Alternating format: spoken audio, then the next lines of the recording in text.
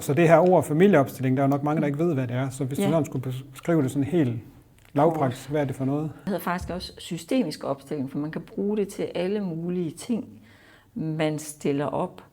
I stedet for at sidde og have en samtale, så stiller man figurer eller mennesker, eller man kan lægge filt ud på gulvet. Og så arbejder vi ud fra det med en konkret problemstilling, og det kan være alt lige fra sygdom til relationer, eller til, altså sådan set ingen grænser i det. Der er virkelig mange emner, man kan tage op og undersøge fra et andet perspektiv, end det vi sædvanligvis bare sidder og snakker os frem til. Det at give folk sådan en følelsesmæssig oplevelse. Ja. Altså, vi kommer ind og rører nogle ting, fordi det familieopstilling kan, det er jo at gå direkte i kroppen. I samtaler, der sidder vi ofte og snakker, og så er det den her, der kører. Ja. I familieopstilling, der kommer man virkelig ned og skal mærke efter. Og det giver, man kommer i kontakt med en masse følelser, som man måske ikke lige...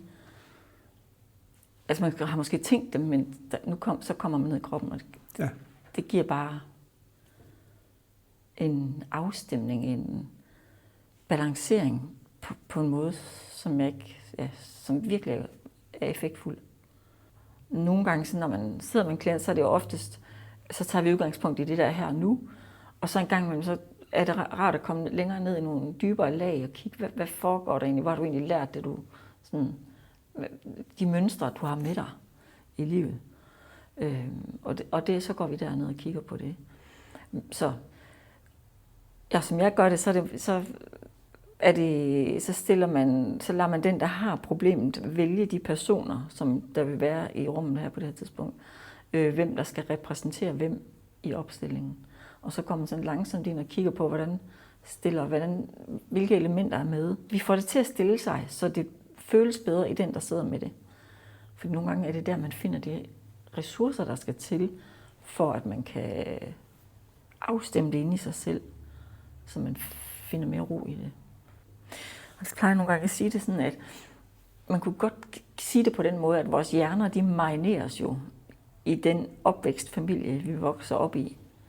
Altså det, vi lærer der, det bliver sådan en skabelon for, hvordan vi kigger på alt andet igennem livet, resten af vores liv. Og det kan man jo forholde sig til, eller man kan også bare lade det være. Men når vi bøvler med noget, så kan det være rigtig godt at kigge på det, og se, hvad kan jeg blive klogere på.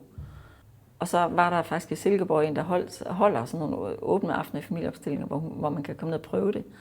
Og da jeg prøvede det et par gange, så var jeg solgt. Og det handlede meget om, for min eget vedkommende, det der med, at der var 2 personer, som repræsenterede mine forældre, som stod ved siden af hinanden. Så skulle jeg sige tak, far og mor, fordi I har givet mig livet. Og så skulle jeg sige, se på mig med milde øjne, når jeg vender mig om, og går ud i livet og gør det, jeg er sat i verden for. Det var bare sådan, slam. Nå ja, det er det. Det handler om jo egentlig livet. Det er aldrig for sent at få en lykkelig barndom. Er der en, der har skrevet en bog om. Og jeg tænker, at det her det er et godt værktøj ind i.